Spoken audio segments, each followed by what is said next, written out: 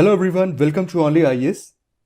वैसे तो ये लेक्चर हमारे comprehensive solution to UPSC batch मतलब कि सीएसयू बैच का एक पोर्शन है, बट ये लेक्चर अपने आप में बिल्कुल इंडिपेंडेंट है। आज के इस लेक्चर में हम एडवेंट ऑफ यूरोपियंस की बात करेंगे, मतलब कि यूरोपियंस के आगमन की बात कर रहे हैं। बहुत सारे मैप्स और एनिमेशंस के थ्रू हम इस पूरे कॉन्सेप्ट को समझने की कोशिश करेंगे। अगर ये लेक्चर आपको पसंद आता है तो ऐसे और भी लेक्चर्स देखने के लिए आप video.onlyis.in पे विजिट कर सकते हैं या फिर हमें इन नंबर्स और मेल आईडीज पर कांटेक्ट कर सकते हैं। तो लेक्चर स्टार्ट करते हैं। Welcome to only IAS. Modern India में ये हमारा छठा लेक्चर है। आज के इस सेशन से हम एक बहुत ही इंपॉर्टेंट टॉपिक की शुरुआत करेंगे, that will be advent of Europeans, यानी कि यूरोपियों का आगमन। ये बहुत ही कॉमन टाइटल है जो आपको इस टॉपिक के लिए यूजुअली बुक्स में मिला करता है। वास्को डी गामा भारत की खोज करता है और उसके बाद यूरोपियंस भारत में आने लगते हैं। ज़रा ठहरिए, वास्को डी गामा भारत की खोज करता है, ये लाइन थोड़ी अटपटी और थोड़ी अजीब लग रही है। इसका क्या मतलब है? क्या उसके पहले भारत एग्जिस्ट नहीं करता था, या यूरोपियंस को भारत के बारे में बिल्कुल वैसे ही जानकारी नहीं थी जैसे वो उसके कुछ समय पहले तक अमेरिका के बारे में नहीं जानते थे? क्या ऐसा था? क्या किया था वास्को डी गामा ने? वास्तव में ये दो की दोनों बातें गलत हैं। ऐसा नहीं कि उसके पहले भारत एग्जिस्ट नहीं करता था, और ऐसा भी नहीं है कि यूरोपियंस अमेरिका की तरह भारत के बारे में नहीं जानते थे। वो भारत के बारे में बहुत अच्छी तरीके से जानते थे। भारत उस समय ट्रेडिंग का एक बहुत इंपॉर्टेंट सेंटर हुआ करता था, लार्जली एक्सपोर्टर हुआ करता था, और उनका व्यापार भारत से मेजरली लैंड रूट के माध्यम से पहले भी होता रहता था। तो वास्को डी गामा ने क्या किया था? वास्को डी गामा ने भारत की खोज नहीं की थी। सही तरीके से ये लाइन गलत है। वास्को डी गामा ने भारत तक आने वाले एक नए समुद्री मार्ग की खोज की थी। इसकी आवश्यकता क्यों पड़ी थी? उसके पहले तक उनका जो व्यापार था वो लार्जली लैंड रूट से हुआ करता था, लेकिन इन बिटवीन वहाँ पर ऑटोमन एम्पायर का कब्जा हो गया। ऑटोमन एम्पायर ने जो एक ट्रेडिंग रूट था जो कि कुस्तुनतुनिया कॉन्स्टेंटिनोपल से होकर गुजरता था, उस पर कब्जा करके रास्ते को चोक कर दिया और व्यापार पर मनाही लगा दी। उसके बाद उन्हें आवश्यकता महसूस हुई कि उनके पास समंदर से भारत तक आने का एक नया रास्ता होना चाहिए, और इसी उद्देश्य से वास्को डी गामा निकलता है। ये सारी बातें हम विस्तार से देखेंगे। इसके पहले कि हम मुख्य विषय वस्तु पर आए, मैं आपको दो बातें बताना चाहूँगा। पहले तो हम एक छोटा सा ब्रीफ ओवरव्यू लेंगे कि वास्को डी गामा किस प्रकार से भारत में आता है, और यहाँ पर उसके बाद यूरोपियंस का आना शुरू होता है।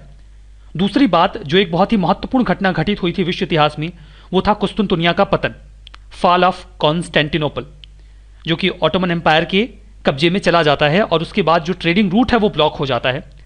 तो इस घटना के बारे में हम विस्तार से जानेंगे। ऑटोमन एम्पायर का जिक्र बार बार आता रहता है जब हम मॉडर्न इंडिया पढ़ते हैं, बिकॉज फर्स्ट वर्ल्ड वॉर में ऑटोमन एम्पायर ने पार्टिसिपेट किया था जर्मनी के साथ, और वो हार गए थे, और उसके बाद ही ऑटोमन एम्पायर कोलैप्स भी होता है।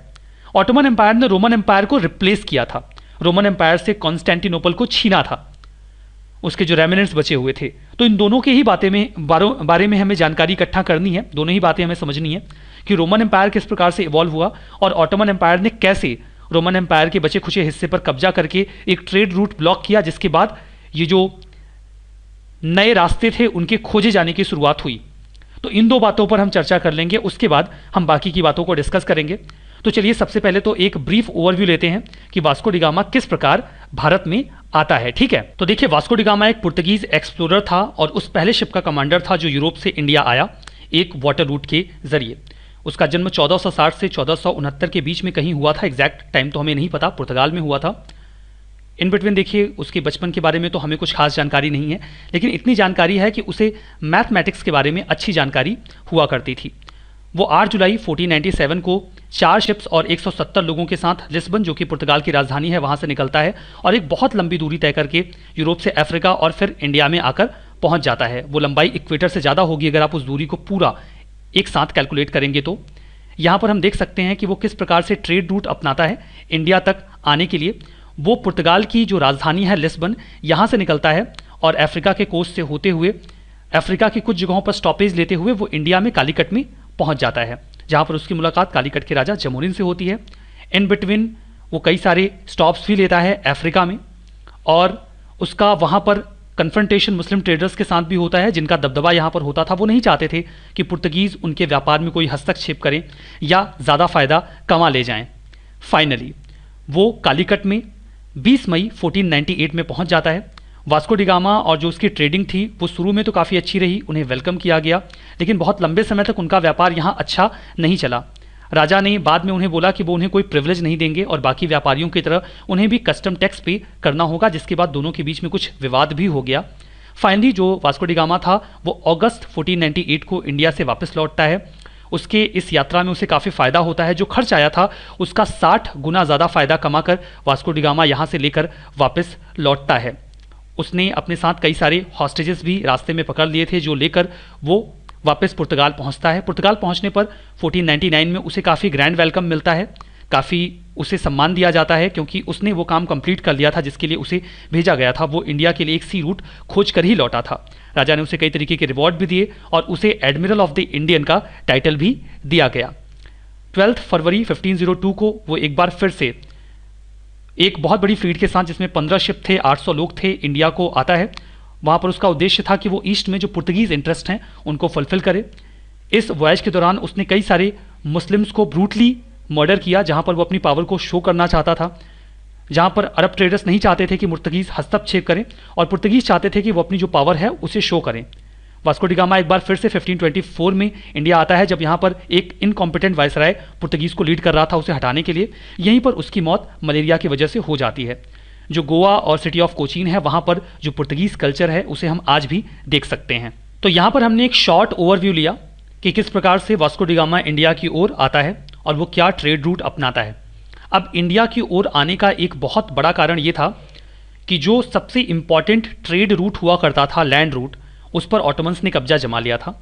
ऑटोमन्स ने ये जो कब्जा जमाया उसके लिए उन्हें रोमन्स का सामना करना पड़ा। उन्होंने रोमन्स को हरा दिया और रोमन्स से उन्होंने कॉन्स्टेंटिनोपल यानी कि कुस्तुनतुनिया छीन लिया, जो कि आज का इस्तांबुल शहर है टर्की का। टर्की का जो वर्तमान का इस्तांबुल शहर है वही पहले कुस्तुनतुनिया के नाम से जाना जाता था। अब समझने वाली बात यहाँ पर दो है, एक तो ये रोमन एम्पायर क्या था और दूसरा ये ऑटोमन एम्पायर क्या था। मैं आपको बता दूं कि सीधे सीधे ये हमारे सिलेबस का हिस्सा नहीं है और यही कारण है कि कभी भी ये बातें आपको विस्तार से पढ़ने को नहीं मिलेंगी, लेकिन हाँ, ये आपको परेशान हर जगह करेंगी। ऑटोमन एम्पायर के बारे में विस्तार से पढ़ने का मौका हमें कहीं भी नहीं मिलता, लेकिन हम पूरे मॉडर्न इंडिया में ऑटोमन एम्पायर का जिक्र सुनते रहते हैं।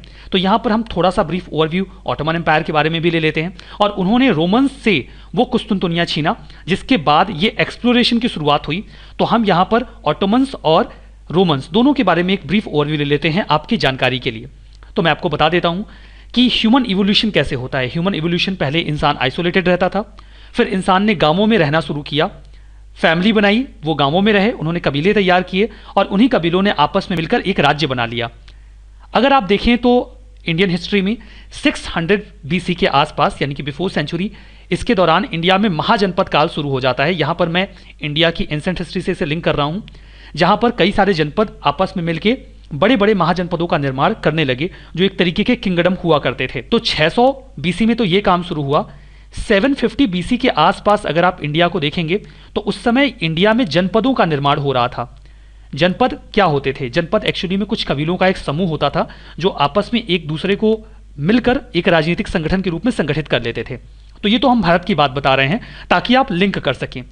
जिस समय 750 BC के आसपास भारत में जनपदों का निर्माण हो रहा था, कबीले आपस में मिलकर एक किंगडम में कन्वर्ट हो रहे थे, बिल्कुल वही समय था जब यूरोप में रोम नाम की एक सिटी को वहां के कुछ कबीलों ने आपस में मिलकर स्टैब्लिश किया। होता यह था कि बाहर के जो कबीले थे वो अक्सर इन कबीलों के ऊपर अटैक किया करते थे। इस अटैक को वो हैंडल नहीं कर पाते थे, तो वहां के कबीलों ने डिसाइड किया कि हम आपस में मिलकर एक संगठित रूप से राजनीतिक इकाई बना लेते हैं ताकि हम बाहर के अटैक को झेल सकें। और ये जो काम शुरू हुआ वो रोम में शुरू हुआ। तो रोम में जब कुछ कबीलों ने मिलकर आपस में खुद को संगठित किया तो रोम जो सिटी है वो स्टैब्लिश हुई, या रोम एक राजनीतिक इकाई के रूप में स्टैब्लिश हुआ। और ये काम जो होता है वो 750 BC के आसपास होता है। कुछ समय बाद जब रोम की राजनीतिक इकाई के रूप में रोम का विकास होता है तो वहां पर राजशाही आती है, राजा आ जाते हैं। राजा का शासनकाल काफ़ी ऑप्रेसिव रहता है, कुछ समय तक ये शासनकाल चलता है, लेकिन इन बिटवीन वहाँ के लोगों ने डिसाइड किया कि वो रोम को एक रिपब्लिक बनाएंगे। तो 510 AD में, BC में, बिफोर सेंचुरी 510 BC के आसपास वहाँ पर जो राजशाही थी, मोनार्की थी, उसे समाप्त कर दिया गया और वहाँ पर रिपब्लिकन फॉर्म ऑफ गवर्नमेंट को इस्टेब्लिश किया गया। रिपब्लिकन फॉर्म ऑफ गवर्नमेंट, इसके बारे में आपने पॉलिटी में पढ़ा होगा, जाना होगा, कभी न कभी तो आपने ज़रूर सुना होगा कि रिपब्लिक का मतलब क्या होता है। रिपब्लिक का मतलब ये होता है कि head of the state elect होगा, मतलब कि रोम में एक प्रकार की डेमोक्रेसी को इंट्रोड्यूस किया गया, एक प्रकार की डेमोक्रेसी को रोम में इंट्रोड्यूस किया गया। अब वहाँ पर जो डेमोक्रेसी थी उसमें होता ये था कि सीनेट का शासन होता था। सीनेट एक प्रकार की असेंबली होती थी जिसमें कई सारे मेंबर्स लोगों के द्वारा चुनकर जाते थे। लोगों का मतलब कि सभी लोग तो नहीं चुनते थे, जो एरिस्टोक्रेटिक फैमिली के लोग होते थे, संभ्रांत लोग होते थे, वही चुनकर भेजते थे। और ये जो सीनेटर्स होते थे ये आपस में कुछ काउंसिल्स को चुनते थे, और ये जो काउंसिल्स होते थे ये लीड करते थे, यही सारा काम करते थे। तो कुल मिला के पूरी हायरार्की में लोगों को चुना जाता था। सीनेटर्स भी चुने जाते थे और काउंसिल्स भी चुने जाते थे। काउंसिल्स की संख्या हमेशा एक से ज़्यादा होती थी, 2, 4, 6, 10 होती थी, समय समय पर बदलती रहती थी। ऐसा इसलिए किया जाता था ताकि एक व्यक्ति कोई अपने हाथों में पावर कॉन्सेंट्रेट ना कर ले। तो 510 बीसी में जो रोम था, जो रोमन एम्पायर था, या उस समय तक तो वो रोमन किंगडम ही रहा होगा, वो एक रिपब्लिकन फॉर्म ऑफ गवर्नमेंट में स्टैब्लिश हो गया। एक तरीके की डेमोक्रेसी को वहां पर इंट्रोड्यूस किया गया। ये काम काफी लंबे समय तक चलता रहा, लेकिन 100 सेंचुरी बीसी के आसपास हुआ ये कि वहां पर एक महान शासक आया जिसका नाम आपने जरूर सुना होगा। उनका नाम था जूलियस सीजर। जूलियस सीजर, जिन पर एक पूरा प्ले लिखा गया है शेक्सपियर के द्वारा। जूलियस सीजर एक बहुत ही महान योद्धा थे। उन्होंने आसपास के इलाकों पर हमला करके उसे जीतना शुरू किया। एक्चुअली में जूलियस सीजर की जो ग्लोरी थी वो तब बहुत ज़्यादा बढ़ गई जब उन्होंने घौल के इलाके अपने कब्जे में कर लिए। घौल जो इलाका था वो ये फ्रांस का इलाका था। ये काफ़ी लंबे समय से उनके कब्जे के बाहर था, तो घौल के ऊपर, इसे घौल ही कहा जाता था तब। तो जूलियस सीजर ने घौल के इस एरिया पर हमला किया, इसे अपने कब्जे में लेकर रोमन एम्पायर में मिला लिया। उसके बाद जूलियस सीजर की जो गरिमा थी वो बहुत ज़्यादा बढ़ गई। वो एबल एडमिनिस्ट्रेटर थे, बहुत ही अच्छे मिलिट्री जनरल थे। उन्होंने एक और काम किया कि जो कॉन्सुल्स की संख्या पहले ज़्यादा हुआ करती थी, उन्होंने 2 जो और मिलिट्री जनरल्स थे उनको अपनी कॉन्फिडेंस में लिया और कॉन्सुल्स की संख्या जो है उसे घटाकर 3 कर दिया। ये बोला कि हम 3 लोग मिलकर पूरे रोमन एम्पायर को लीड कर लेंगे, हैंडल कर लेंगे। बाद में एक व्यक्ति की तो मृत्यु हो जाती है, लेकिन उन कॉन्सुल्स में से जो एक और व्यक्ति रहता है वो जूलियस सीजर के साथ कन्फ्रंट करता है। जूलियस सीजर उस व्यक्ति को हरा देते हैं और अब पूरे रोमन एम्पायर को लीड करने वाला केवल एक व्यक्ति बचा था, वो था जूलियस सीजर। पहले ऐसा नहीं होता था। पहले कॉन्सुल्स की संख्या हमेशा 2, 4, 10 हुआ करती थी, एक से ज़्यादा होती थी, तो किसी एक व्यक्ति के हाथों में पावर कॉन्सेंट्रेटेड नहीं रहती थी। अब ये जो घटनाक्रम हो रहा है ये 50 बीसी के आसपास की बात हम कर रहे हैं, 56 बीसी के आसपास की हम बात कर रहे हैं, जब जूलियस सीजर ने सभी कॉन्सुल्स को हटा दिया और वो अकेला कॉन्सुल बन गया। उसके बाद कई सारे लोग, उससे काफ़ी लोग खुश रहते थे क्योंकि वो बहुत ज़्यादा लोगों को प्राइज़ वगैरह दिया करता था, खुश रखता था। तो उसे 3 बार थ्रोन ऑफर किया गया कि ऐसा करिए कि ये कॉन्सुल वाला सिस्टम हटाते हैं और आप रोमन साम्राज्य के राजा बन जाइए। जूलियस सीजर ने इस बात से इनकार किया। हालांकि वास्तविक शक्ति पूर्ण रूप से अब एक व्यक्ति के हाथ में आ चुकी थी, उसका नाम जूलियस सीजर था, लेकिन वो बहुत अच्छी तरीके से रूल कर रहा था और उसने खुद को कभी भी एक बादशाह का या एम्परर का दर्जा नहीं दिया, वो कॉन्सुल ही बना रहा। इन बिटवीन कुछ लोग थे जिन्हें इस बात से दिक्कत होने लगी कि पहले कॉन्सुल का सिस्टम था, तो जूलियस सीजर ने अपने हाथों में पूरी सत्ता क्यों ले ली, जिसमें जो एक नाम आता है वो मार्क्स ब्रूटस का आता है। मार्क्स ब्रूटस, जिनके वंशजों ने बहुत पहले जब मोनार्की हुआ करती थी रोम में, तो उसे हटाकर 510 बीसी में वहां पर रिपब्लिकन फॉर्म ऑफ गवर्नमेंट को स्टैब्लिश किया गया था। तो ब्रूटस को ऐसा लगता है कि यह गलत हुआ है, सीजर ने अपने हाथों में पूरी सत्ता कैसे ले ली। कैशियस, जो कि एक सीनेटर था और ब्रदर इन लॉ हुआ करता था ब्रूटस का, वो भी लगातार परेशान करता रहता था सीजर को कि उनके हाथों में सत्ता कैसे आ गई। लेकिन एक था व्यक्ति, मार्क एंटनी, जो कि काफ़ी ज़्यादा समर्थन किया करता था सीजर का। फाइनली हुआ ये कि कुछ सीनेटर्स ने आपस में कॉन्स्पिरेसी करी और जूलियस सीजर की हत्या कर दी गई। ब्रूटस को हमेशा बहुत ही अच्छे व्यक्ति के रूप में जाना जाता था। फाइनली जब ब्रूटस चाकू मारते हैं सीजर को, तो सीजर एक बहुत ही गंभीर बात कहता है। उसे बहुत आश्चर्य होता है कि ब्रूटस इस प्रकार की कॉन्स्पिरेसी में कैसे शामिल हो गया। तब वो कहता है कि ब्रूटस तुम भी। फाइनली सीजर की हत्या कर दी जाती है। जब सीजर की हत्या कर दी जाती है, अभी तक रोमन साम्राज्य में मोनार्की नहीं आई है, अभी भी वहां पर रिपब्लिकन फॉर्म ऑफ गवर्नमेंट ही चल रहा था। इन बिटवीन हुआ ये कि वहां पर स्थिति इस प्रकार से चेंज हुई कि एक सिविल वॉर की सिचुएशन आ गई। जो मार्क एंटनी था उसने बदला लेने का एक प्लान बनाया और जो कॉन्स्पिरेटर्स थे उन्हें मार दिया गया। सिविल वॉर की सिचुएशन शुरू हुई और उसके बाद फाइनली जूलियस सीजर का जो भतीजा था जिसका नाम था ऑगस्टस गद्दी में बैठ जाता है 27 बीसी में। 27 बीसी में ऑगस्टस गद्दी पर जब बैठता है तो फॉर्मली रोमन एम्पायर की शुरुआत होती है। रोमन एम्पायर के पहले जो राजा थे वो ऑगस्टस थे, जो कि जूलियस सीजर के भतीजे थे, नेफ्यू थे, ठीक है। तो वो गद्दी पर बैठते हैं, रोमन एम्पायर के पहले राजा बनते हैं। उन्होंने काफ़ी तेजी से रोमन एम्पायर का विस्तार शुरू किया और कुछ समय बाद ही जो रोमन एम्पायर था वो भूमध्य सागर यानी कि मेडिटेरेनियन सी के चारों ओर फैल गया, ठीक है।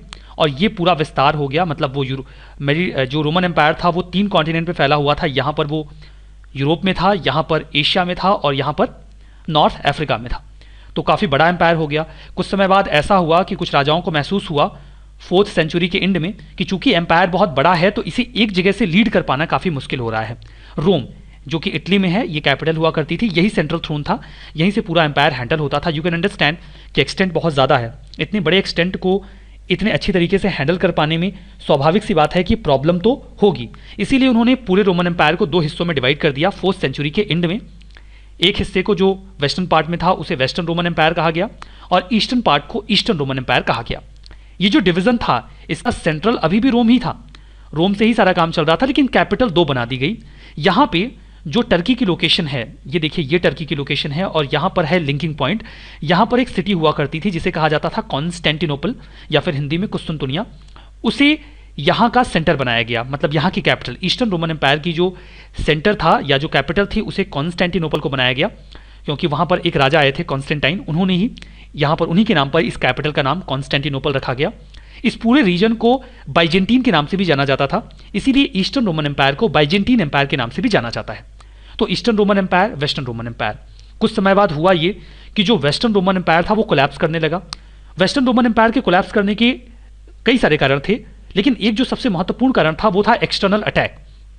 जो जर्मन जनजातियां थी वो लगातार वेस्टर्न रोमन एम्पायर के ऊपर हमला कर रही थी। एट द सेम टाइम अगर आप एंसेंट हिस्ट्री पढ़ेंगे या आपने पढ़ा हो तो जब भी चर्चा होगी, जैसे एंसेंट हिस्ट्री मेरे द्वारा जो कवर की जाएगी उसमें भी ये बात मेंशन रहेगी कि हून्स अटैक करते हैं इंडिया के ऊपर। 4th century BC, 4th century AD का जो समय है वो वही समय है जब इंडिया में गुप्ता रूलर्स रूल कर रहे थे। तो व्हाइट हुनाज ने इंडिया पर अटैक किया था, तो हून्स की एक विंग जाकर वेस्टर्न रोमन एम्पायर पर भी हमला करती है। तो 2 तरीके से हमले हो रहे थे, एक तो अटैक हून्स का हो रहा था और दूसरा अटैक जो जर्मनी की जनजातियां थी, जर्मन ट्राइब्स थी, उनका हो रहा था। तो इन हमलों की वजह से जो वेस्टर्न रोमन एम्पायर था वो लगातार कमजोर होता चला गया और कोलैप्स कर गया। लेकिन जो ईस्टर्न रोमन एम्पायर था वो 4th सेंचुरी एडी के बाद भी बना रहा। यहां पर देखिए 476 एडी में, 476 एडी में जो वेस्टर्न रोमन एम्पायर था वो कोलैप्स हो गया। यहाँ पर जो कई सारे स्टेट्स थे उन्होंने खुद को इंडिपेंडेंट डिक्लेयर कर दिया और ये पूरा सिस्टम पूरा डिफरेंट हो गया, अलग हो गया। लेकिन ईस्टर्न रोमन एम्पायर जो कि बाइजेंटीन एम्पायर था जिसका सेंटर कॉन्स्टेंटिनोपल था वो अभी भी बना रहा। यहाँ पर जो राजा थे वो रूल करते रहे। इन बिटवीन उन्होंने आने वाले समय में वेस्टर्न रोमन एम्पायर के भी कुछ हिस्सों को अपने कब्जे में लिया, यानी कि उन्होंने रोम तक को अपने कब्जे में ले लिया जो ईस्टर्न रोमन एम्पायर का पार्ट था यहाँ के राजाओं ने। उसे आप इस मैप में देखिए ये जो साम्राज्य है ये ईस्टर्न रोमन एम्पायर का है या फिर बाइजेंटीन एम्पायर का है। इन्होंने इनका जो सेंटर है वो है कॉन्स्टेंटिनोपल, उसकी लोकेशन देखिए यहाँ पर है। उन्होंने इन बिटवीन रोम पर भी अपना कब्जा कर लिया। यहाँ पर स्पेन और पुर्तगाल, फ्रांस, ये इलाका तो उनके एम्बिट के बाहर रहा, लेकिन फिर भी उन्होंने काफ़ी बड़ा हिस्सा जो वेस्टर्न रोमन एम्पायर का था उसे भी अपने कब्जे में ले लिया। जिस प्रकार से एक एम्पायर का धीमे धीमे डिक्लाइन होता है, रोमन एम्पायर भी डिक्लाइन करने लगा और रोमन एम्पायर का जो एरिया था वो कंस्ट्रेन होने लगा। जब राजा कमजोर हुए तो जो एम्पायर था वो कमजोर होकर सिकुड़ने लगा। इन बिटवीन जो मिडिल ईस्ट की लोकेशन है वहाँ पर आपको पता है कि 7th सेंचुरी में इस्लाम आ जाता है, तो कई सारे इस्लामिक किंगडम स्टैब्लिश होते हैं और इस्लामिक किंगडम्स के फॉर्म में कई सारी ट्राइब्स आती हैं। टर्की में कुछ ट्राइब्स खुद को संगठित करते हैं और वो वहाँ पर एक किंगडम स्टैब्लिश करते हैं। टर्की में ये जो पूरा संगठन तैयार होता है इसे लीड करते हैं ओस्मान वन जो हैं वो इस पूरे रीजन को एक बार कई सारी ट्राइब्स थी जो टर्की में अलग अलग तरीके से रूल कर रही थी, बट फाइनली ओस्मान वन ने इन ट्राइब्स को इकट्ठा किया और एक पॉलिटिकल एंटिटी के रूप में सही किया। ओस्मान से ही ये जो वर्ड निकला है वो निकला है ऑटोमन, और इसीलिए ओस्मान ने जिस एम्पायर की शुरुआत की उसे ऑटोमन एम्पायर कहा गया। उसके बाद उनके बेटे आते हैं और इस राज्य का और भी ज़्यादा विस्तार करते हैं। ऑटोमन एम्पायर टर्की की एक लोकेशन से स्टार्ट होता है और धीमे धीमे उसका विस्तार बढ़ने लगता है। हम देखते हैं कि कुछ समय बाद यहाँ पर जो एरिया था ऑटोमन्स का वो और भी ज़्यादा बढ़ जाता है और ऑटोमन्स का एरिया बढ़ने लगता है, रोमन्स का एरिया घटने लगता है। ये एक साथ होता है। लेकिन कॉन्स्टेंटिनोपल जो कि बाइजेंटीन एम्पायर, देखिए यहाँ पर लिखा हुआ है बाइजेंटीन एम्पायर, उसकी कैपिटल कॉन्स्टेंटिनोपल अभी भी ऑटोमन्स के हाथ में नहीं आई थी। एक समय तो ऐसा आया कि ऑटोमन्स ने बाइजेंटीन के नॉर्थ में भी, यानी कि यूं कह लीजिए कि वेस्ट में भी और ईस्ट में भी कब्जा कर लिया था। लेकिन बाइजेंटीन जो सिटी थी या जो कॉन्स्टेंटिनोपल या कुस्तुनतुनिया जो सिटी थी, ये बहुत ही फोर्टिफाइड सिटी थी, वो उस पर कब्जा जमा नहीं पा रहे थे। लेकिन वहाँ पर एक बहुत ही शक्तिशाली राजा आता है, महमद वन ने फैसला किया कि वो किसी भी शर्त पर कॉन्स्टेंटिनोपल को जीतेगा, क्योंकि कॉन्स्टेंटिनोपल एक बहुत ही इंपॉर्टेंट लिंक था। अब यहां पर देखिए, जब तक रोमन्स का कब्जा इस पूरी लोकेशन पर था तब तक वो बहुत आराम से यहां तक आ जाते थे, और यहां तक आने के बाद वो व्यापार किया करते थे भारत के साथ भी, या वहां के व्यापारी यहां तक सामान लेकर आ जाते थे तो यहां से वो यूरोप में लेकर चले जाते थे, दिक्कत नहीं होती थी। जब तक कॉन्स्टेंटिनोपल उनके कब्जे में था तो उनके पास एक बहुत ही इंपॉर्टेंट चोकिंग पॉइंट था, ट्रेड लिंक था। तो जो यहां पर ऑटोमन रूलर्स थे उन्हें भी व्यापार करने के लिए जो कॉन्स्टेंटिनोपल था या बाइजेंटीन था उसे सहूलियत देनी पड़ती थी। वो कहते थे कि अगर आप हमें सहूलियत नहीं देंगे तो हम आपको ये लैंड रूट नहीं देंगे, हम आपके व्यापारियों को यहां से जाने नहीं देंगे। तो इस वजह से जो ऑटोमन्स थे उन्हें भी बाइजेंटीन को सहूलियत देनी पड़ती थी, रोमन्स को सहूलियत देनी पड़ती थी। जो ऑटोमन्स थे वो ये सहूलियत नहीं देना चाहते थे, क्योंकि मुस्लिम्स और क्रिश्चियंस के बीच में लगातार कन्फ्रंटेशन चलता था। वो चाहते थे कि इस पूरे एरिया पर उनका कब्जा हो और ये पूरा जो ट्रेड रूट है वो उनके हाथों में हो, ताकि वो ज़्यादा से ज़्यादा फायदा कमा सकें। इन बिटवीन महमद वन नाम का एक राजा आता है जिसे महमद द कंकरर के नाम से भी जानते हैं। ऑटोमन साम्राज्य का एक बहुत ही शक्तिशाली राजा था वो। उसने अटैक किया कॉन्स्टेंटिनोपल पर और उसे अपने कब्जे में ले लिया।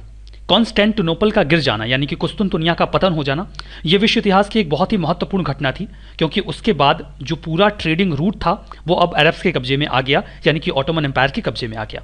ऑटोमन एम्पायर लगातार अपना विस्तार करने लगा और ऑटोमन एम्पायर धीमे धीमे वो एक्सटेंट अचीव करने लगा जो कभी रोमन्स के पास हुआ करता था। उन्होंने पूरे मध्य एशिया पर कब्जा किया, सऊदी अरबिया की लोकेशन को छोड़कर पूरे नॉर्थ अफ्रीका पर कब्जा कर लिया। और यहाँ पर आप देख रहे हैं यूरोप का जो ईस्टर्न यूरोप की लोकेशन है, रोमानिया, बल्गारिया और कई सारी जो स्लोवाकिया की लोकेशन है, हंगरी की लोकेशन है, इन सभी लोकेशंस पर उन्होंने अपना कब्जा जमा लिया। तो ऑटोमन्स का एक्सटेंट काफ़ी ज़्यादा बढ़ गया और उसके बाद अब यहाँ पर दिक्कत शुरू हो गई। इटली कुछ रूट्स इस्तेमाल कर रहा था, जैसे कि वो मेडिटेरेनियन सी के पास से आते थे यहाँ पर और उसके बाद वो रेड सी का सहारा लेकर इंडियन ओशन में आ जाते थे और व्यापार करते थे। लेकिन ये सहूलियतें अभी भी स्पेन, पुर्तगाल, फ्रांस इन्हें नहीं मिल पा रही थी। तो पुर्तगाल ने फैसला किया कि वो एक नया रास्ता निकालेंगे ताकि वो इंडिया तक आ सकें और आसानी से व्यापार कर सकें। तो अगर आपको ये पूरी स्टोरी समझ में आ गई हो कि कॉन्स्टेंटिनोपल का गिर जाना, फॉल ऑफ कॉन्स्टेंटिनोपल या फिर कुस्तुनतुनिया का पतन, ये किस प्रकार से यूरोपियों के आगमन में एक बहुत ही की रोल प्ले करता है, बहुत ही महत्वपूर्ण घटना थी ये विश्व इतिहास की, तो आपने इस पॉइंट को समझा हो, इसीलिए मैंने ये पूरी बैकग्राउंड स्टोरी आपके सामने प्ले की, जिसमें मैंने ना केवल आपको रोमन एम्पायर के बारे में बताया बल्कि ऑटोमन एम्पायर के बारे में भी बताया।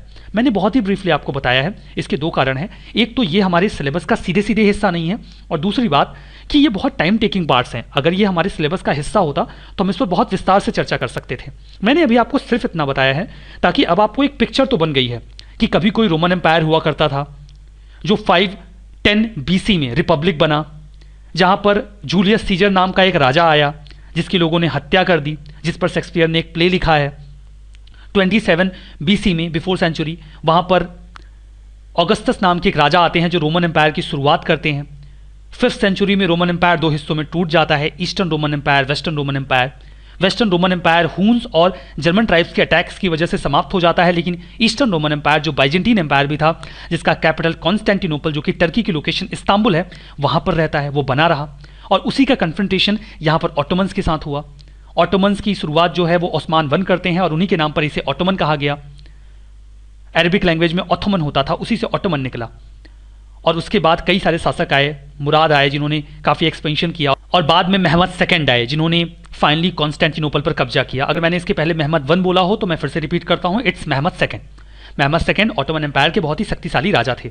ऑटोमन एम्पायर उसके बाद बहुत लंबे समय तक चलता है, वो हमारी विषय वस्तु का हिस्सा नहीं है। मेरा उद्देश्य तो आपको सिर्फ ये बताना था ताकि मैं आपको इस घटना को समझा सकूं कि किस प्रकार से जो लोकेशन थी कॉन्स्टेंटिनोपल की वो बहुत इंपॉर्टेंट थी और बाइजेंटीन के पास ये बहुत लंबे समय से थी। काफ़ी संघर्ष के बाद ये ऑटोमन्स को मिला और इसकी सिग्निफिकेंस ये रही कि नए ट्रेड रूट्स खोजने पड़ गए और उसी की शुरुआत यूरोपियंस ने करी। अब देखिए, इसके पहले तक होता ये था कि जो ट्रेड रूट हुआ करता था उसका जो एक मीन्स तरीका था वो ये था कि यूरोपियंस लैंड रूट से व्यापार कर सकते थे। कई तरीके के रास्ते हुआ करते थे उस समय। एक तो रास्ता ये होता था कि यूरोप से सीधा रशिया में से होते हुए चाइना में आया जाए और चाइना में से म्यांमार के रास्ते इंडिया में आया जाए। ये बहुत ही लंबा रास्ता था और टफ था। इतने लंबे रास्ते की हम बात कर भी क्यों रहे हैं? इतने लंबे रास्ते की बात करने का कारण ये है क्योंकि जो अरब्स थे या ऑटोमन एम्पायर के रूलर्स थे वो क्रिश्चियन व्यापारियों को या फिर यूरोपियंस को अपने रास्ते से, मिडिल ईस्ट से होकर जाने नहीं देते थे इंडिया। तो इसीलिए ऐसे रास्ते के बारे में हम बात भी कर रहे हैं।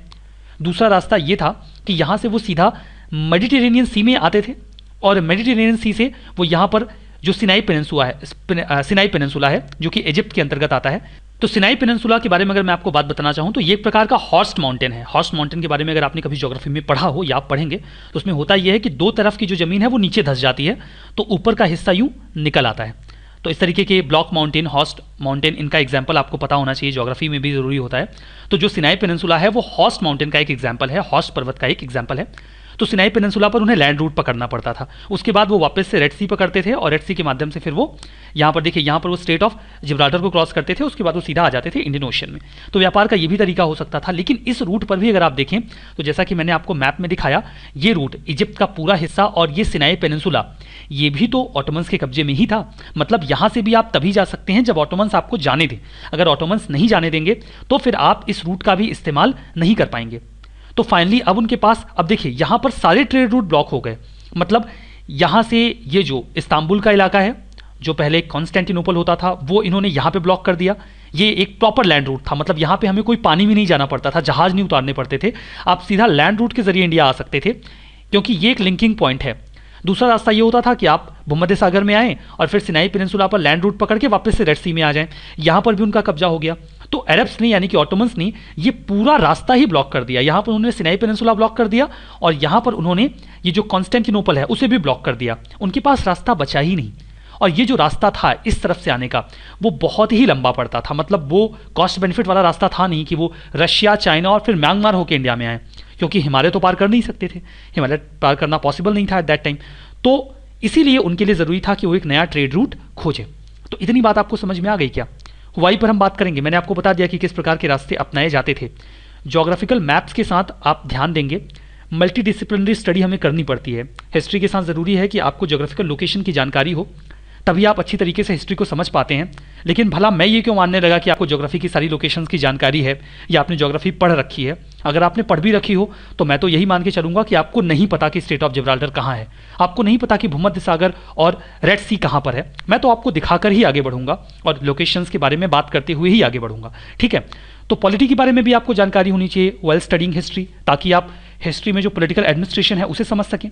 ज्योग्राफी की जानकारी होनी चाहिए ताकि आप हिस्ट्री को पिक्चराइज कर सकें। जैसे हमने बात की कि रोमन्स जो थे वहाँ पर रिपब्लिकन सिस्टम था, पॉलिटी की जानकारी होगी तो आपको रिपब्लिकन सिस्टम का मतलब पता होगा। हम बात कर रहे थे कि हाँ वो लैंड रूट ही उनके लिए सबसे फिजिबल था एट दैट टाइम। जब वो चोक हो गया तो उनके पास समुद्री रास्ता ही बचा। तो आपको लैंड रूट की जानकारी हो, टर्की कहाँ है, इस्तांबुल कहाँ है, ये आपको पता होना चाहिए। तो मैप में देखते चलिए, it will be easy. Europeans India में क्यों आए, ये एक बड़ा सवाल है।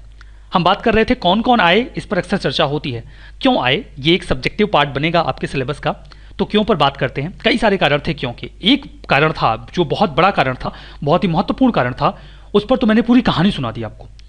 कॉन्स्टेंटिनोपल का गिर जाना, ढह जाना, ये एक बहुत बड़ी घटना थी, ये बहुत बड़ा कारण था। इसके लिए इसीलिए मैंने पूरा रोमन एम्पायर समझाया, ऑटोमन एम्पायर समझाया और तब मैंने उस चीज़ को क्लैरिफाई किया कि ये कैसी घटना थी। इसके अलावा कई सारे कारण थे।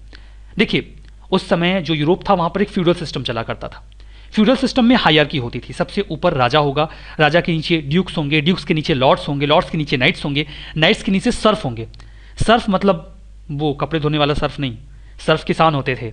अब सर्फ किसान होते थे तो पीजन कौन होते थे? सर्फ और पीजन में अंतर होता है। सर्फ इस प्रकार के किसान होते हैं जिन्हें उनकी खेती के बदले केवल खाने भर का अनाज दिया जाता है। किसान के पास तो अपने अनाज का हक होता है, वो टैक्स पे करता है। पीजन के पास, सर्फ के पास ऐसा नहीं होता था। तो एक प्रॉपर हायरार्की चलती थी। इस हायरार्की में होता ये था कि काफ़ी ज़्यादा एक्सप्लॉयटेशन होता था। ये जो फ्यूडल सिस्टम है इसके बारे में विस्तार से आप विश्व इतिहास में पढ़ते हैं। यहाँ पर मैंने आपको केवल एक जिक्र कर दिया कि यहाँ फ्यूडल सिस्टम में एक हायरार्की बनती है और इस हायरार्की में हम जितना नीचे जाते हैं उतना जो एक्सप्लॉयटेशन है वो बढ़ता जाता है। तो सबसे ऊपर राजा, उसके बाद ड्यूक्स, ड्यूक्स के बाद लॉर्ड्स, लॉर्ड्स के बाद नाइट्स, नाइट्स के बाद सर्फ्स।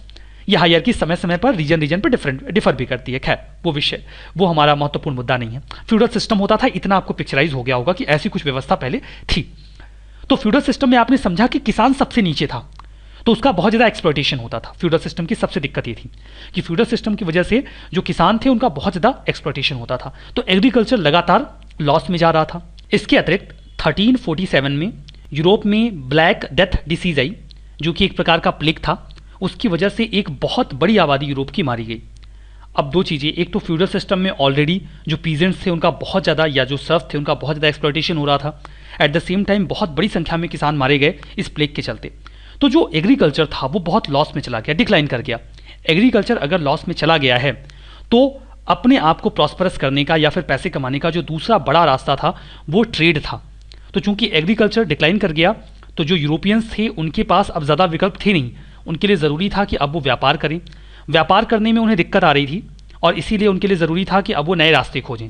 तो आप समझ रहे हैं ना यूरोपियंस इंडिया क्यों आए, क्योंकि वहाँ का एग्रीकल्चर डिक्लाइन कर गया और ट्रेड उनके लिए अच्छा ऑप्शन था, दैट्स वाई वो इंडिया आ रहे थे। दूसरा, 14th और 16th सेंचुरी के बीच में यूरोप में रेनेसा और रिफॉर्मेशन की शुरुआत होती है, पुनर्जागरण की और सुधारवादी आंदोलन की शुरुआत होती है, जिसके तहत नए नए इनोवेशन, इमेजिनेशन और क्रिएटिविटी को बढ़ावा दिया जाने लगा। इनोवेशन, क्रिएटिविटी इसका एक हिस्सा था कि जो कुछ लोग थे वो नई नई जगहों को खोजना चाहते थे, जानना चाहते थे। रेनेसां और रिफॉर्मेशन का एक पार्ट था कि हम नई नई चीज़ों को जानें, और इसी उत्सुकतावश वो नए इलाकों को खोजने के लिए निकल पड़ते थे या फिर नए रास्तों को खोजने के लिए निकल पड़ते थे। उन्हें रास्ता मिला तो फिर वो तेज़ी से इंडिया की ओर या दूसरे देशों की ओर जाने भी लगे। तीसरा कि इटालियंस और अरब ट्रेडर्स के पास कुछ रास्ते थे, लेकिन जो ओल्ड ट्रेड रूट था, जो ज़मीन के रास्ते थे जिनसे व्यापार पहले किया जाता था, उन पर या तो अरब्स की मोनोपोली थी या फिर इटालियंस की मोनोपोली थी। अरब्स मतलब ऑटोमन्स, और वो बाकी की जो यूरोपियन पावर्स हैं उनके साथ लगातार कन्फ्रंट करते रहते थे। वो उन्हें उस रास्ते का इस्तेमाल करने नहीं देते थे। 1453 के पहले तक या उसके पहले तक वहाँ पर जब रोमन एम्पायर हुआ करता था मिडिल ईस्ट के पार्ट में या फिर ईस्टर्न यूरोपियन लोकेशन पे, तो जो यूरोपियंस थे वो बहुत आसानी से इंडिया में आकर व्यापार कर लिया करते थे, या फिर वो जो मीडिएटर्स थे उनसे व्यापार कर लिया करते थे। लेकिन बाद में जो ऑटोमन टर्क्स थे उन्होंने पूरा ही व्यापार बंद कर दिया। रेड सी का जो रूट था वो उन्होंने चोक कर दिया, रोक दिया। कॉन्स्टेंटिनोपल जो था उसे उन्होंने अपने कब्जे में लिया, और जो कॉन्स्टेंटिनोपल का रास्ता था उसे भी चोक कर दिया, रोक दिया। तो दो जो चोकिंग पॉइंट थे, दो जो रास्ते थे, कॉन्स्टेंटिनोपल का और रेड सी का, उन्होंने दोनों बंद कर दिया। बोला हम आपको व्यापार नहीं करने देंगे। तो रास्ता क्या बचा कि वो कोई नया रास्ता खोजें और भारत तक आएँ।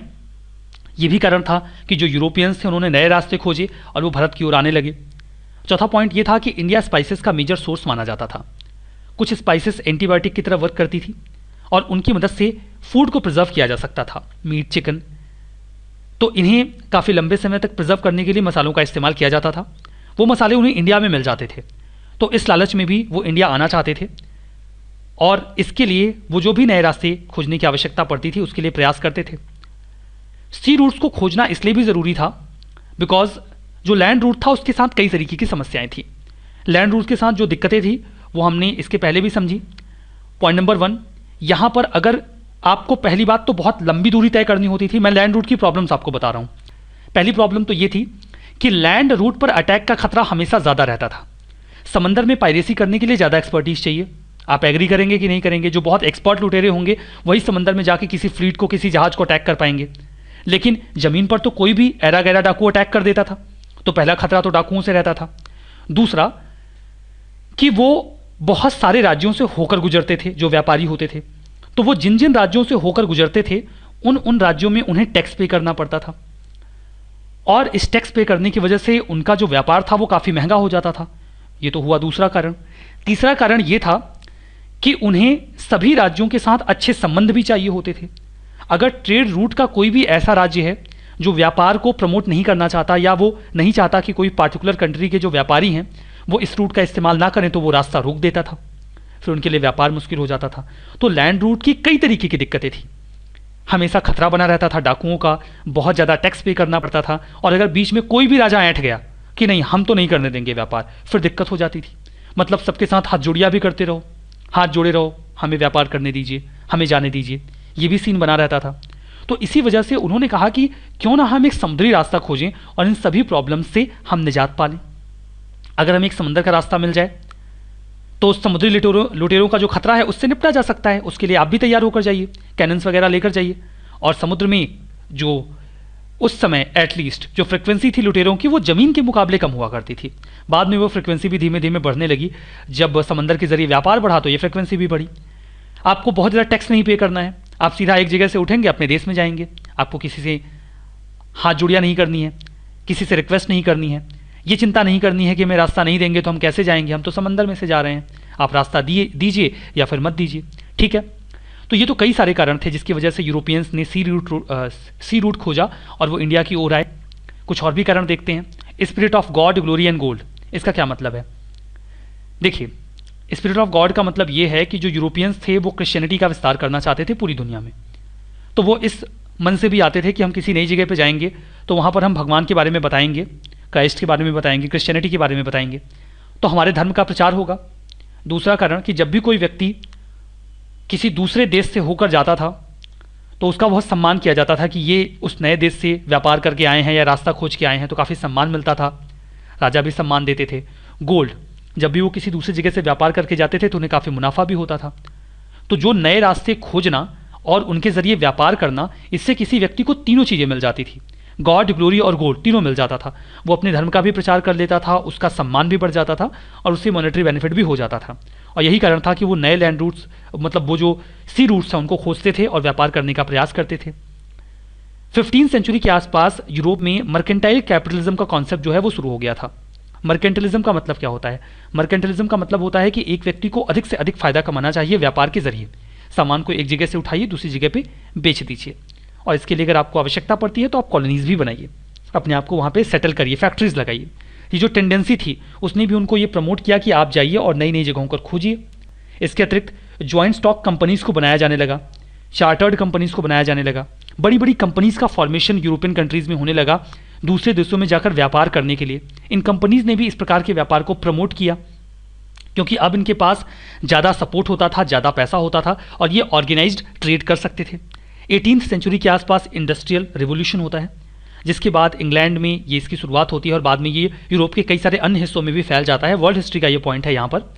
तो उसने भी प्रमोट किया इन कंट्रीज़ को कि वो दूसरे देशों में जाएं और व्यापार करें। तो कई सारे कारण थे जिसकी वजह से जो यूरोपियंस थे वो इंडिया में आए, उन्होंने यहाँ पर अपनी फैक्ट्रीज लगाई और यहाँ पर व्यापार करना शुरू किया। होपफुली ये पॉइंट्स आपको क्लियर हो गए होंगे। Feudal system, black death disease जिसकी वजह से एग्रीकल्चर डिक्लाइन कर गया, ट्रेड एक अच्छा विकल्प था। रेनेसा और रिफॉर्मेशन जिसने उनको इंस्टिगेट किया कि आप नई जगहों को खोजिए। इटालियंस और अरब्स की मोनोपोली ट्रेड रूट्स पर, जिसके बाद ऑटोमन्स ने जो ट्रेड रूट्स थे उनको चोक कर दिया, रोक दिया। कॉन्स्टेंटिनोपल पर भी उन्होंने कब्जा कर लिया और जो ट्रेड रूट था रेड सी का उसे भी रोक दिया। इंडिया स्पाइसेस का सोर्स था, जो लैंड रूट थे वो महंगे थे, कॉन्फ्लिक्ट भरे थे और खर्चीले थे, ज़्यादा टैक्स देना पड़ता था। स्पिरिट ऑफ गॉड, गोल्ड और ग्लोरी, मर्केंटाइल कैपिटलिज्म, बड़ी बड़ी जॉइंट स्टॉक कंपनीज और इंडस्ट्रियल रिवोल्यूशन, ये सही कई सारे कारण थे जिसकी वजह से यूरोपियंस इंडिया में आए और उन्होंने अपना व्यापार स्टार्ट किया। होपफुली ये पॉइंट्स आपको क्लियर हो गए होंगे। अब देख लेते हैं कि किस क्रम में जो यूरोपियन कंपनीज थी वो इंडिया में आती हैं और व्यापार शुरू करती हैं। तो यहाँ पर देखिए सबसे पहले तो पुर्तगीज आते हैं obviously with the Vasco D gamma 1498। उसके बाद डच यहाँ पर आते हैं 1602 में। तो सबसे पहले तो पुर्तगीज आते हैं 1498 में, पुर्तगाल एक देश है आप जानते हैं। दूसरे नंबर पर डच आते हैं 1602 में। डच के साथ ये है कि डच कहाँ के लोग थे? डच एक्चुअली में उस समय हॉलैंड के लोग हुआ करते थे। जो हॉलैंड उस समय देश हुआ करता था उसका आज जो नाम है वो नीदरलैंड है। तो आज जो वर्तमान की नीदरलैंड्स की लोकेशन है, नीदरलैंड्स की लोकेशन है यूरोप में, वही पहले हॉलैंड के नाम से जाना जाता था और वहीं के लोगों को डच कहा जाता था। तो पुर्तगीज़ के बाद वो आते हैं, देन इंग्लिश आते हैं 1608 में। हालांकि इनकी कंपनी बहुत पहले बन गई थी, इनको चार्टर पहले ही मिल गया था, बट ये आते बाद में हैं। उसके बाद डेन्स आते हैं यानी कि डेनमार्क के लोग 1620 में, और सबसे एंड में आते हैं फ्रेंच 1667 में। ये क्रम अगर आपको याद रखना हो तो इसके लिए एक बहुत ही पॉपुलर कोड है जो कि आपको ज़्यादातर जगहों पर मिल जाता है, दैट इज़ PDF। अब यहाँ पर देखने वाली बात यह है कि ये जो PDF है इसमें D के बीच में E आता है। तो अगर आपको D के बीच में E रखना है तो आप PDEDF कर दीजिए, मतलब PDF होता है, आपको 2 D के बीच में E रख देना है। तो P से पुर्तगीज़, D से डच, E से इंग्लिश, D से डेनिश और F से French. It's easy to learn, आप याद रख सकते हैं ये क्रम। इससे अगर प्रश्न पूछा जाता है तो आप कर पाएंगे। तो चलिए, ये तो हमने क्रम देख लिया कि यूरोपियन कंपनीज किस क्रम में भारत में आती हैं। यहाँ पर देखिए 2007 के प्रीलिम्स में बहुत ही अच्छा सा क्वेश्चन पूछा गया था, जिसमें पूछा गया था कि सबसे लास्ट में ट्रेडर्स के तौर पर इंडिया में कौन आए थे, डच, ब्रिटिश, फ्रेंच या पुर्तगीज़। जैसा कि आपने यहाँ इस क्रम में देखा, सबसे एंड में फ्रेंच आए थे और ये सबसे एंड में गए भी थे। तो यहाँ पर ये जो सही जवाब है दैट इज सी, फ्रेंच। ठीक है, अब एडवेंट ऑफ यूरोपियंस पर हम चर्चा करते हैं और सबसे पहले बात करते हैं पुर्तगीज़ के बारे में। चूँकि यही सबसे पहले आए थे तो देखते हैं कि ये किस प्रकार से यहाँ पर आते हैं, इनके कौन से गवर्नर्स थे जो यहाँ पर आकर रूल करते हैं। पुर्तगीज़ का इंडिया में आना, रेड सी का जो ट्रेड रूट था उस पर इस्लामिक रूलर्स की मोनोपोली हो गई, जिससे वो काफ़ी ज़्यादा रेवेन्यू अर्न करने लगे। लेकिन इसका नुकसान जो यूरोपियन ट्रेडर्स थे उनको हुआ। जो लैंड रूट इंडिया का था वो अरब सब कंट्रोल कर रहे थे, उन्होंने उसे चोक कर दिया था, रोक दिया था, और अब वो वहाँ से जाने का रास्ता नहीं दे रहे थे।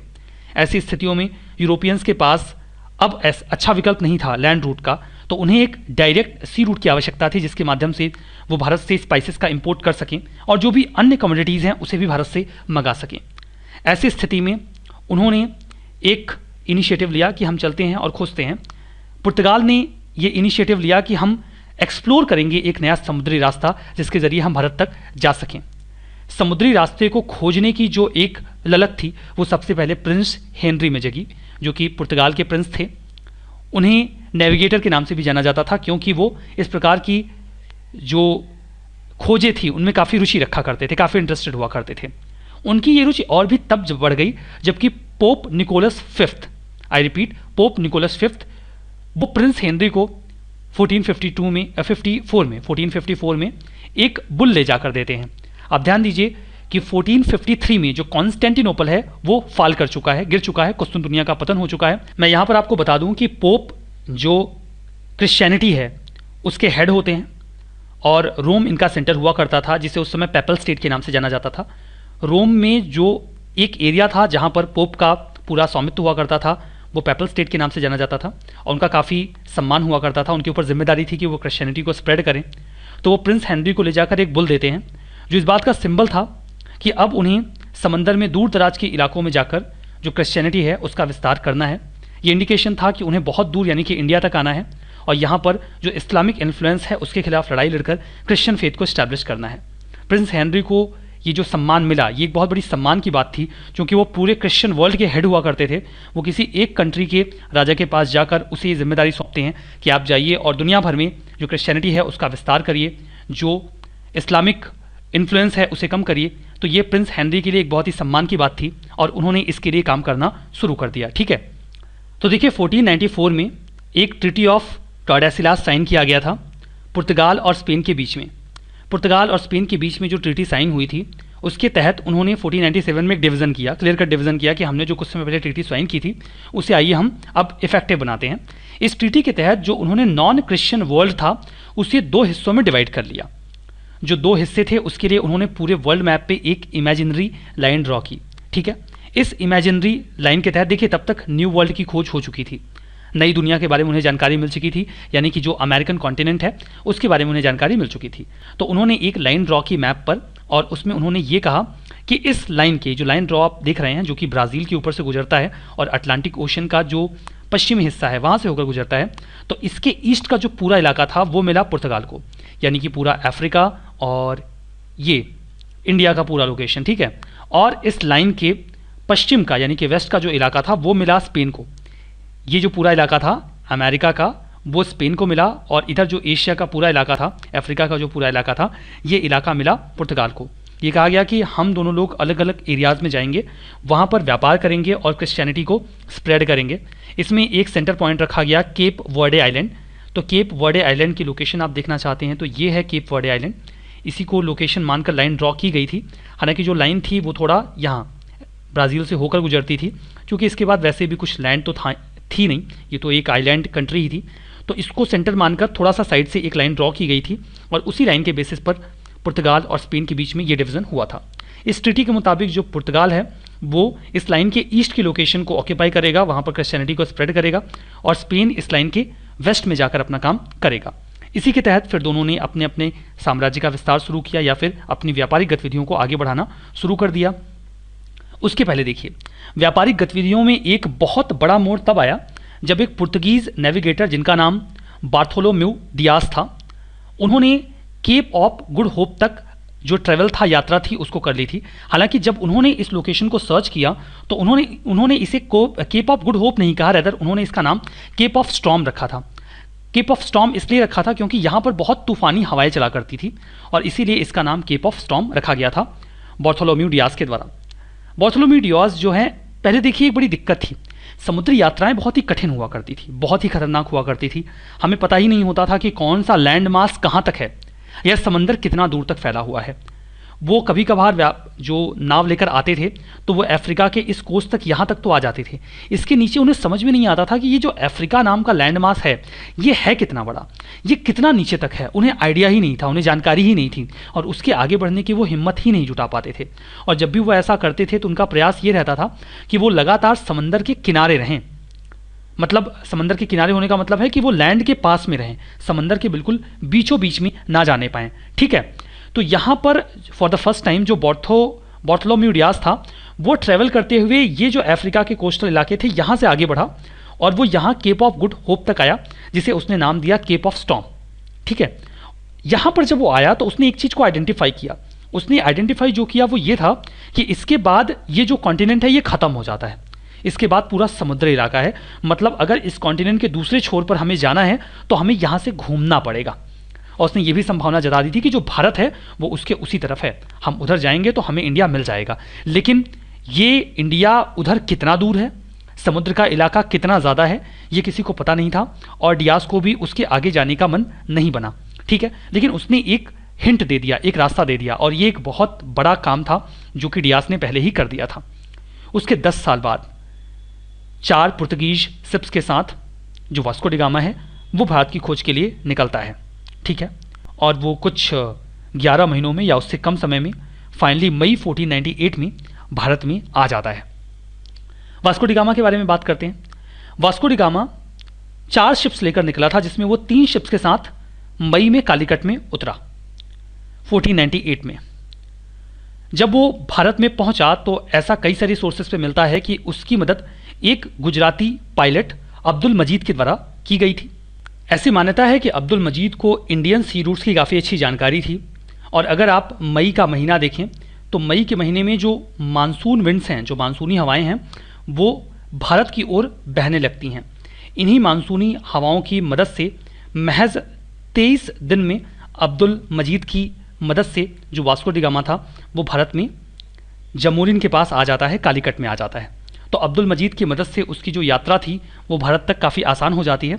हालांकि ये जो अब्दुल मजीद की हेल्प है, इस पर कई सारे जो इतिहासकार हैं वो ऐसा कहते हैं कि नहीं, ये ऐसी कोई मदद वास्को डी गामा को नहीं मिली थी। ये एक विवादित तथ्य है, विवादित है इतना भी जानते रहिए, बहुत है। तो वो फाइनली कालीकट में उतरते हैं। कालीकट की लोकेशन आप देखना चाहें तो यहाँ पर देखिए मैप में, that is the location of Calicut. और उस समय जो कालीकट के रूलर हुआ करते थे उनका नाम था जमोरिन, जिनको समुथरी भी कहा जाता था। उनको जब जानकारी मिली कि वास्को डी गामा नाम का एक जो एक्सप्लोरर है वो इंडिया आ रहा है, उन्होंने पहले मैसेज भेजा जमोरिन के पास कि वो एक पुर्तगाल के राजा के एम्बेसडर के रूप में आए कि मुझे पुर्तगाल के राजा ने यहाँ पर भेजा हुआ है व्यापार करने के लिए। तो जब जमोरिन को इस बात की जानकारी मिली तो जब भी कोई राजा का एम्बेसडर आता है तो उसको ग्रैंड वेलकम मिलता है। वास्को डी गामा को भी एक ग्रैंड वेलकम मिला। ग्रैंड वेलकम मिलने का कारण सिर्फ यही था क्योंकि वो एक पुर्तगाल के राजा का एम्बेसडर था जो एक सी रूट को एक्सप्लोर करके इंडिया तक आया था। जब भी कोई राजा अपने एम्बेसडर को भेजता है तो खूब सारे अच्छे गिफ्ट्स के साथ भेजता है। जमोरिन को उम्मीद थी कि वास्को डी गामा के पास अपने राजा की तरफ से जमोरिन के लिए अच्छे गिफ्ट्स होंगे, लेकिन वास्को डी गामा के पास जमोरिन के लिए कुछ अच्छे गिफ्ट्स नहीं थे। उसके पास महज एक कोट, कुछ कीमती पत्थर, कुछ हैट्स और चीनी और कुछ एक और चीज़ें थी, जिससे जमोरिन बहुत ज़्यादा प्रभावित तो नहीं हुआ। खैर, वो इतनी दूर से आया था तो उसे व्यापार करने की छूट दे दी गई। कहा गया कि आप आराम से व्यापार करिए, कोई इशू नहीं है, कोई प्रॉब्लम नहीं है। लेकिन जब वो व्यापार करना शुरू करता है तो जो वहाँ पे अरब ट्रेडर्स ऑलरेडी व्यापार कर रहे थे उन्हें वास्को डी गामा से समस्या होने लगी। उन्हें लगा कि अगर इस तरीके से पुर्तगीज़ यहाँ आने लगे तो जो उनका ट्रेड है वो खतरे में पड़ जाएगा, क्योंकि वास्को डी गामा को इनिशियली ट्रेड में काफ़ी फ़ायदा मिल रहा था। लेकिन बाद में जो अरब ट्रेडर्स थे उन्होंने कहा कि आप ऐसा नहीं कर सकते, आपको इक्वली ट्रेड करने देना होगा। आप किसी पार्टिकुलर व्यापारी को आवश्यकता से अधिक छूट कैसे दे सकते हैं। इसी बात को संज्ञान में लेकर जो जमोरिन थे उन्होंने बाद में वास्को डी गामा से कहा कि देखिए, मैं आपको बहुत विशेष छूट नहीं दूंगा, आप जैसे बाकी के व्यापारी कस्टम ड्यूटी पे करते हैं वैसे ही आपको भी पे करना होगा। जब इस बात की जानकारी वास्को डी गामा को लगी तो वास्को डी गामा को काफ़ी नाराज़गी हुई। उसने कहा कि हम इतनी दूर से आए हैं और आपने हमें जरा सी छूट नहीं दी। तो फिर कुछ उसने जो व्यापार किया था वो अपने उस व्यापार के साथ वापस लौटने की तैयारी कर बैठा। लगभग 3 महीने तक उसने यहाँ पर अपना ठहराव किया, यहाँ पर व्यापार किया, कई सारा सामान खरीदा और उसके बाद वो इंडिया से लौटने की तैयारी में आ गया। जब वो पुर्तगाल की ओर लौटने लगा तब उसे काफ़ी दिक्कतों का सामना करना पड़ा। देखिए, वो अगस्त में लौटने लगता है, अगस्त एंड में वो इंडिया से वापस लौट जाता है।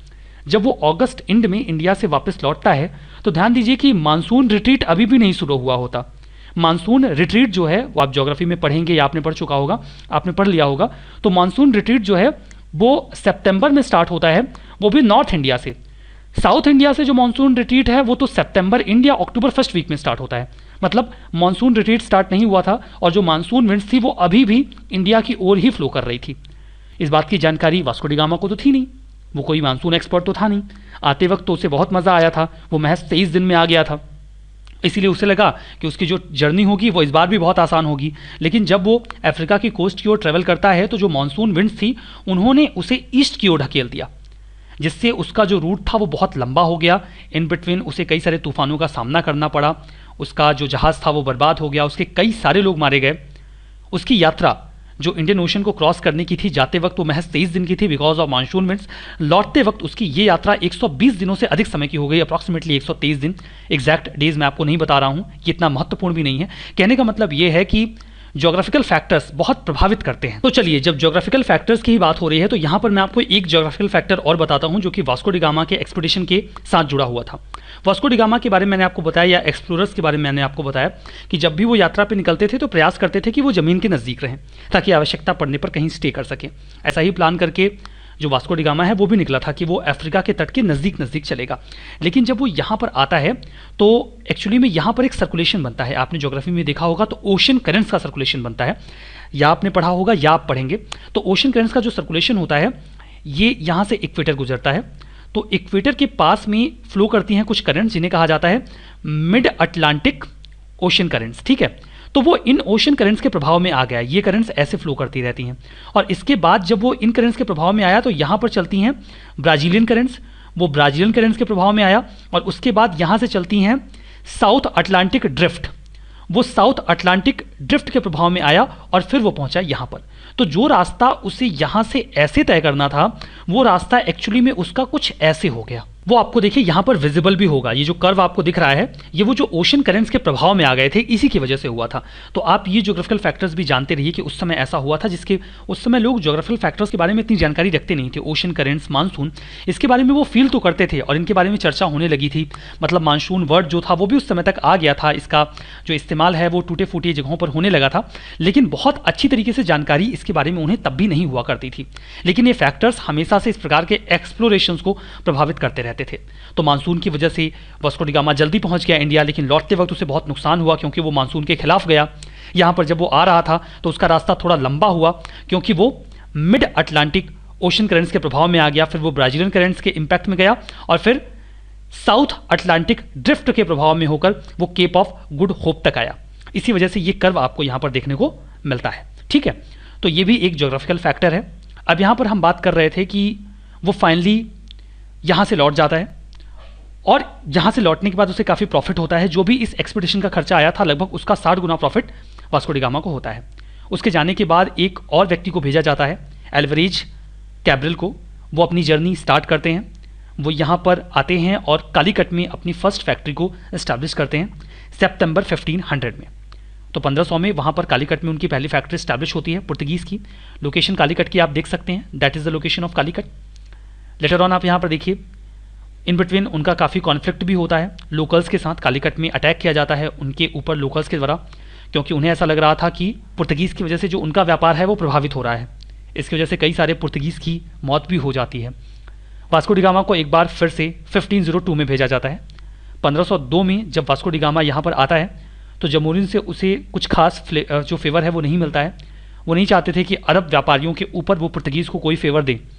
वास्को डी गामा ने स्टिल एक ट्रेडिंग फैक्ट्री स्टैब्लिश की कैनानोर में 1505 में। कैनानोर की लोकेशन आप देखिए कालीकट के बिल्कुल नॉर्थ में यहाँ पर है। लोकेशन ध्यान से देखते रहिए क्योंकि लोकेशंस पिक्चराइज नहीं होंगी तो फिर सारी बातें हवा में रह जाएंगी। मैप में पिक्चराइज हो जाता है तो याद रखना भी आसान होता है।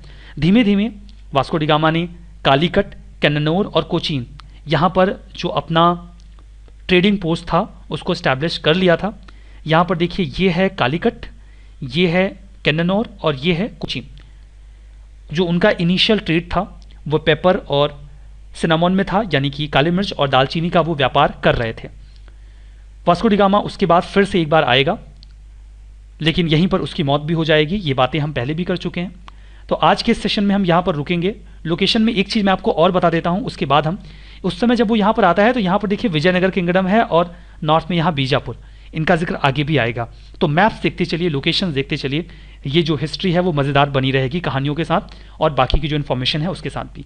तो आगे की बातें, जो पुर्तगीज़ गवर्नर आते हैं वो किस प्रकार से जो पुर्तगीज़ का ट्रेडिंग इंटरेस्ट इंडिया में है उसे कैसे एक्सपेंड करते हैं, उसके बारे में हम आगे बात करेंगे। आज के इस सेशन में हम यहीं पर रुकते हैं। Thank you very much.